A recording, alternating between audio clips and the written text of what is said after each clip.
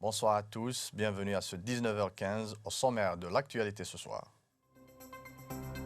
Sellel condamne avec fermeté les attentats de Paris et les qualifie de barbares.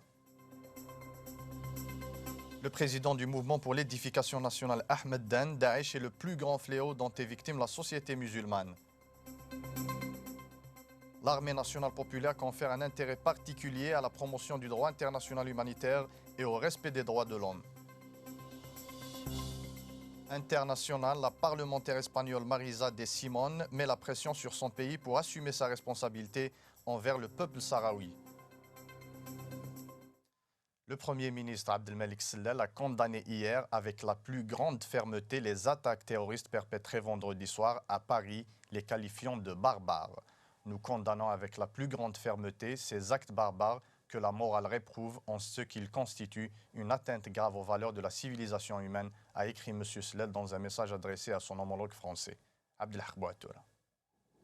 Le Premier ministre Abdelmalek Sellel a exprimé hier à son homologue français Manuel Valls la solidarité de l'Algérie suite aux attaques terroristes barbares perpétrées vendredi soir à Paris. M. Sellel a exprimé dans un entretien téléphonique à M. Valls ses condoléances les plus sincères et l'a assuré du soutien et de la solidarité de l'Algérie suite à la tragique épreuve qui frappe la France et son peuple. De son côté, le ministre d'État, ministre des Affaires étrangères et de la coopération internationale, Ramtan Lamamra, a condamné hier lui aussi les odieux attentats perpétrés vendredi soir à Paris, réitérant la volonté de l'Algérie à lutter contre ce fléau qui ne connaît plus de frontières. Enfin, le ministre de l'Intérieur et des collectivités locales, Nourdine Bedoui, a condamné hier avec fermeté les odieux attentats perpétrés vendredi soir à Paris. C'est avec une douleur et consternation que j'ai appris les odieux attentats commis dans la ville de Paris. Je suis profondément affligé par ces actes meurtriers et ignobles, a indiqué M. Bedoui dans un message adressé à son homologue français, M. Bernard Cazeneuve. Le secrétaire général du mouvement pour l'édification nationale Ahmed Den a qualifié hier à Mascara l'organisation terroriste Daesh de plus grand fléau affectant la société musulmane actuelle. Abdelhak Bouatoura encore.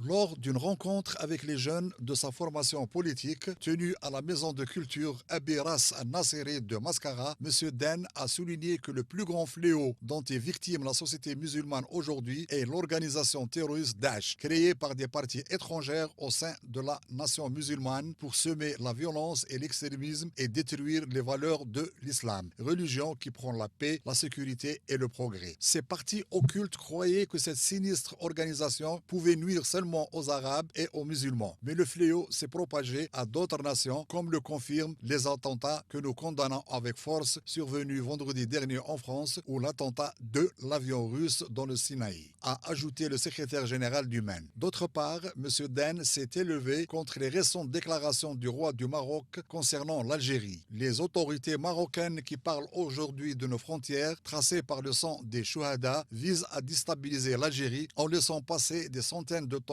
de drogue, a-t-il déclaré. Soulignant, nous ne tolérerons jamais l'atteinte à nos frontières. Par ailleurs, le secrétaire général du mouvement pour l'édification nationale a appelé le gouvernement à chercher d'autres alternatives que le recours à la politique d'austérité qui fatigue le citoyen algérien.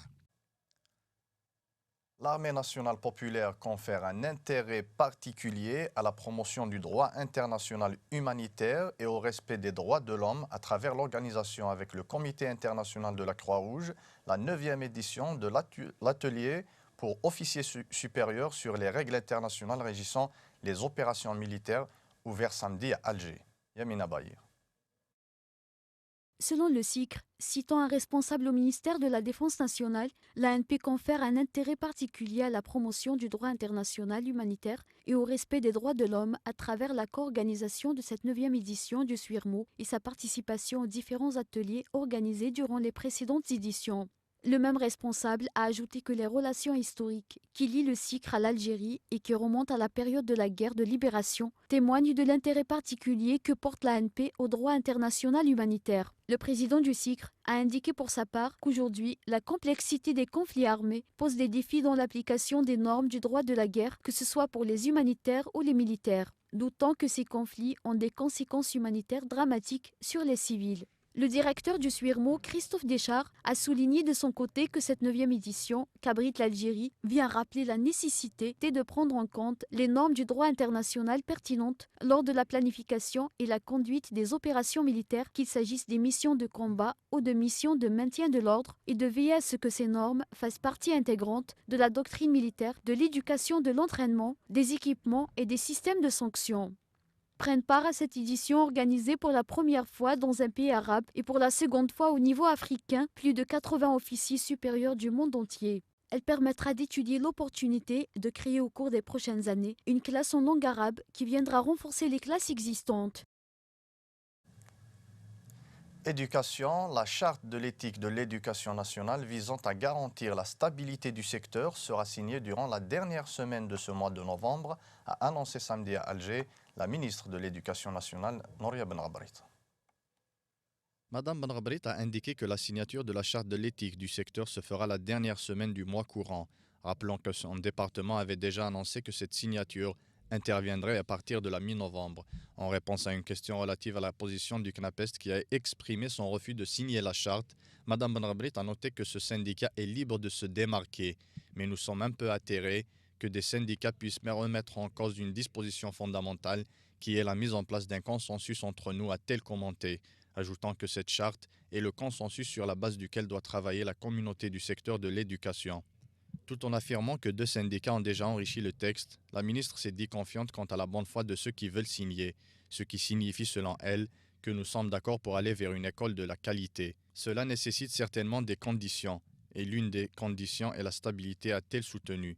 La charte vise à réunir les conditions de l'instauration d'un climat de confiance entre les différentes composantes et acteurs de la communauté éducative et de ses partenaires.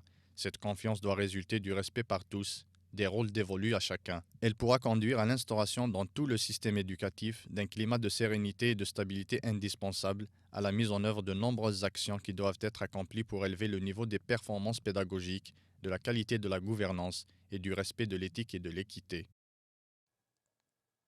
Une production record de plus de 10 millions de quintaux de dattes devrait être réalisée cette année à Biskra, avec des exportations attendues de 300 000 quintaux de Deglet Nord, a indiqué le ministre de l'Agriculture, du Développement rural et de la Pêche, Sid Ahmed Farroukhi. Le ministre a déclaré au cours d'un point de presse, en marge de l'inauguration du salon de la date à Tolga, que les prévisions tablent sur une production de qualité qui devrait dépasser pour la première fois le cap de 10 millions de quintaux, contre 4 à 5 millions de quintaux durant les exercices précédents. Cet accroissement de la production est le résultat de l'entrée en production de nouvelles palmeries, portant à 18 millions le nombre de palmiers dattiers en Algérie, où 170 000 hectares sont désormais consacrés à la fauniculture, a ajouté M. Farroukhi. S'agissant de l'exportation de dattes, le ministre rappelle qu'il était attendu d'exporter 300 000 quintaux de Deglet Nour, a insisté sur la nécessité de la mise en place d'un programme d'objectifs pour continuer à aller de l'avant et exporter davantage d'une année à une autre. M. Farroukhi a par ailleurs affirmé qu'un dossier relatif à la labellisation de Deglet Nour de Tolga sera déposé avant la fin de l'année en cours devant la commission nationale instituée à cet effet, de sorte, a-t-il dit, à obtenir ce label au cours du premier trimestre de 2016. À une question relative au soutien de l'État à la filière phonécole, le ministre a soutenu que l'augmentation significative du nombre de palmeries productifs illustre parfaitement l'effort des pouvoirs publics au profit de cette activité agricole. L'État, a-t-il ajouté, entend aujourd'hui relever le défi d'une qualité encore meilleure, de la régénération des palmiers anciens et de la promotion des exportations des dattes algériennes dont la qualité est mondialement reconnue. International, l'Espagne doit assumer ses responsabilités envers le peuple sahraoui et faire pression sur le Maroc pour mettre un terme à sa colonisation du Sahara occidental, a déclaré à partir de Madrid une parlementaire espagnole, Yamina Baye. La parlementaire de la région espagnole Navarra, Marisa de Simón, explique que l'Espagne a une responsabilité dans l'invasion marocaine des territoires sahraouis, dont elle doit faire pression sur le Maroc pour mettre un terme à cette occupation. Elle a précisé que non seulement l'Espagne, mais également tous les pays européens doivent exercer cette pression sur le Maroc, affirmant que l'organisation d'un référendum sur l'autodétermination du peuple sahraoui est la seule solution pour le conflit. 40 ans après l'occupation, et la situation dans les territoires occupés s'aggrave de pire en pire, a déploré Madame de Simón. Elle a également dénoncé les exactions et les tortures exercées par le Maroc dans les territoires sahraouis occupés, appelant à cet égard la communauté internationale à intervenir afin d'obliger l'occupant marocain de se soumettre aux résolutions internationales. Inscrit depuis 1966 sur la liste des territoires non autonomes et donc éligible à l'application de la résolution 1514 de l'Assemblée générale de l'ONU portant déclaration sur l'octroi de l'indépendance aux pays et aux peuples coloniaux. Le Sahara occidental est la première colonie en Afrique occupée depuis 1975 par le Maroc. Turquie, le sommet du G20 dominé par le drame des attentats de Paris. New York, la ville s'illumine en solidarité avec les Français. Une organisation pan-islamique appelle à combattre l'ennemi de l'humanité. Enfin, seul Assad peut décider de ne pas se représenter. Affirmation de l'Iran. Le Monde aujourd'hui en bref avec Yamina Baye. Les chefs des diplomaties internationales, dont celle des États-Unis et de la Russie, se sont mis d'accord samedi 14 novembre sur un calendrier concret visant à organiser d'ici 18 mois des élections en Syrie. Les divergences persistent sur l'avenir de Bachar el-Assad. Les suites des attaques terroristes de Paris devraient dominer les débats du G20 qui se tient ce dimanche 19 et lundi 20 novembre en Turquie. François Hollande a annulé son déplacement après ces attentats qui ont fait au moins 129 morts et 352 blessés. Il sera représenté par ses ministres des Affaires étrangères, Laurent Fabius, et des Finances, Michel Sapin. La Marseillaise a été entonnée samedi à New York et Washington par des milliers de Français rassemblés en plein air, l'un des 1000 signes de solidarité exprimés à travers les États-Unis après les attentats de Paris. De nombreux Américains sont aussi venus exprimer leur solidarité avec Paris et la France. Tous ont vécu les attaques à distance et beaucoup de Français disent y connaître indirectement une ou plusieurs victimes parisiennes. Environ un millier de personnes, françaises pour l'immense majorité, se sont ainsi retrouvées à Washington Square, dans le quartier de Greenwich Village. L'Organisation de coopération islamique, qui compte 57 États membres, apprenait dimanche une action internationale concertée contre le terrorisme devenu l'ennemi principal de l'humanité après les attentats de Paris revendiqués par le groupe terroriste Daesh. Dans un communiqué, le secrétaire général de l'OCI a énergiquement condamné ces attentats odieux qui ont fait au moins 129 morts vendredi soir dans la capitale française. Il a lancé un appel urgent à la communauté internationale pour engager une action commune et soutenue dans une lutte sans merci contre le fléau du terrorisme, devenu l'ennemi principal de l'humanité tout entière.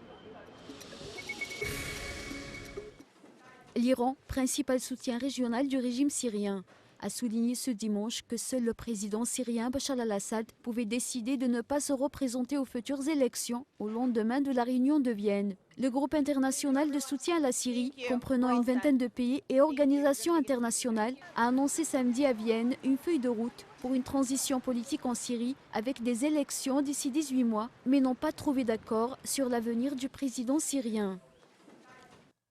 Diego Maradona n'a rien perdu de sa technique légendaire. El Pibe de Oro, ou le gamin en or, a peut-être cherché à prouver qu'à 55 ans, il restait un magicien du ballon rond. Même quand celui-ci est un peu particulier, la performance de jongler avec un fruit est devenue le grand hobby de certains stars du football mondial, comme Lionel Messi ou le Brésilien Neymar. Et vous allez le voir, les joueurs du Barça ont bel et bien l'air d'avoir créé une mode.